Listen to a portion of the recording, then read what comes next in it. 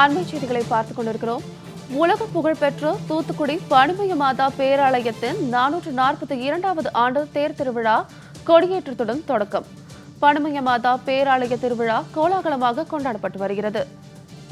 ஆயிரக்கணக்கான பக்தர்கள் மரியே வாழ்க என விண்ணத்திர பக்தி முழக்கீடு பிரார்த்தனை. கூடுதல் விவரங்களுடன் உத்தமமகன். வணக்கம் சாரலதா. தூத்துக்குடியில் உள்ள உலக புகழ்பெற்ற பனிமய மாதா பேராலயத்தின் 442வது திருவிழா கொடியேற்றத்துடன் துவங்கியுள்ளது. கொடியேற்றத்தில் மறைமாவட்ட ஆயர் ஸ்டீவன் தலைமையில் கலந்து கொண்டு கொடியேற்ற பவனி நடைபெற்றது. பல்லாயிரக்கணக்கான பக்தர்கள் கலந்து கொண்டுள்ளனர். தூத்துக்குடியில் அமைந்துள்ளது பனிமய மாதா பேராலயம். இந்த ஆலயம் ரோம் நகரின் வாட்டிகன் சிட்டியால் கத்தோலிக்க தலைமை பீடம் சார்பில் பசிலிக்கா அந்தஸ்து பெற்ற ஆலயம். மேலும் இந்த ஆலயத்தில் அமைந்துள்ள மாதா ஸ்வரூபம் புனிதர் பிரான்சிஸ் சவேரியாதான் கடந்த 469 ஆண்டுகளுக்கு முன்பு பிலிப்பைன்ஸ் மணிலாவிலிருந்து கப்பல் மூலம் தூத்துக்குடி கொண்டு வரப்பட்டு இந்த ஆலயத்தில் நிறுவப்பட்ட சிறப்பு வாய்ந்ததாகும்.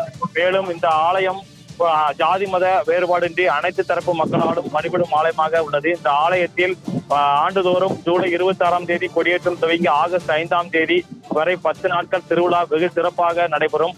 இந்த ஆண்டு 442வது ஆண்டு திருவிழா இந்த காலை மறைமாவட்ட ஆயர் ஸ்டீவன் தலைமையில் சிறப்பு திருப்பலியுடன் துவங்கி பின்னர் கொடி ஊர்வலமாக எடுத்து வரப்பட்டு கொடி மரத்தில் கொடி ஏற்றி வைக்கப்பட்டது.